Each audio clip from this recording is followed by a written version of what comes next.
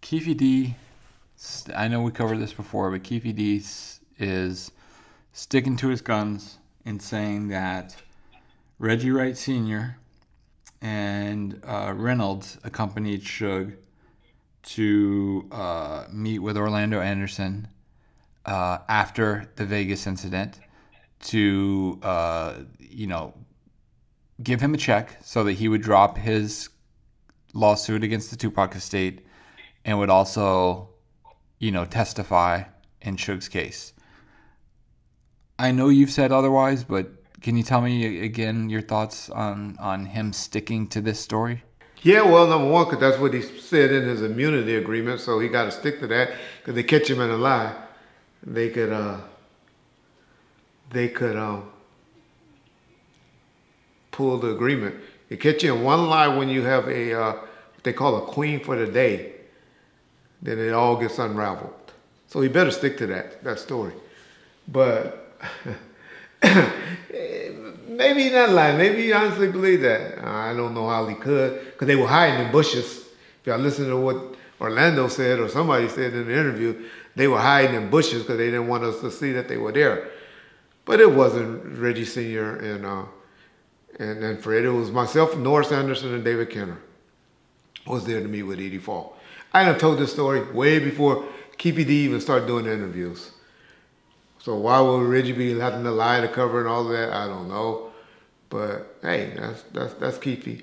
That's Keefe D's story. Maybe he was mistaken. But like I keep telling y'all, we didn't really know Keefe like that. Y'all want to think Keefe this big keen tut dude in Compton. Keefe was in prison most of the time.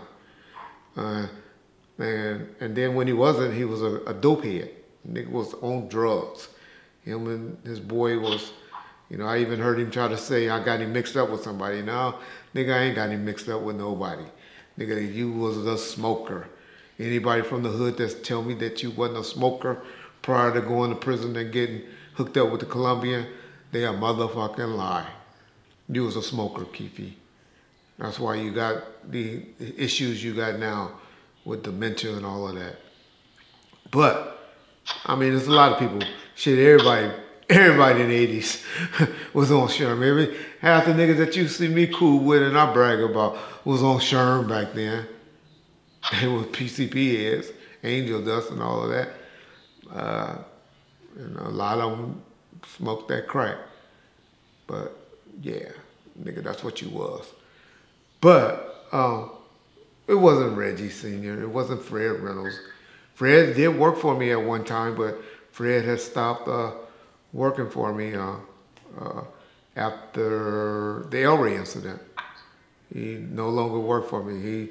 He stayed, and he got in, that was enough trouble for him after that.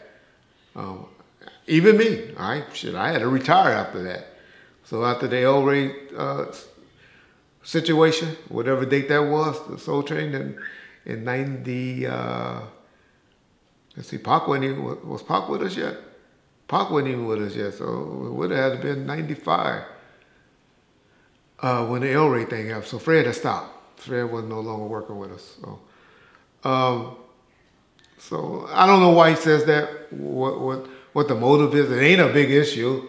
So other than he just trying to make me look like I wasn't there or weak or anything.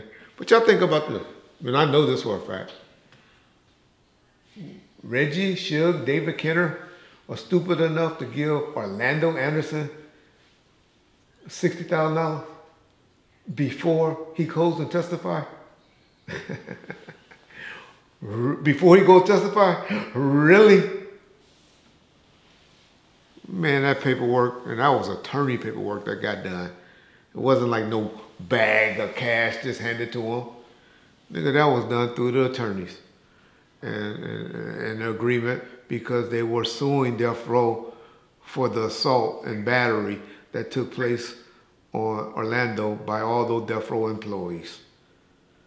And so I know a lot of y'all be like, how y'all gonna give Tupac Killer this? How y'all gonna get? Number one, because we were trying to save Suge from going to jail. And number two, because Death Row Records and his staff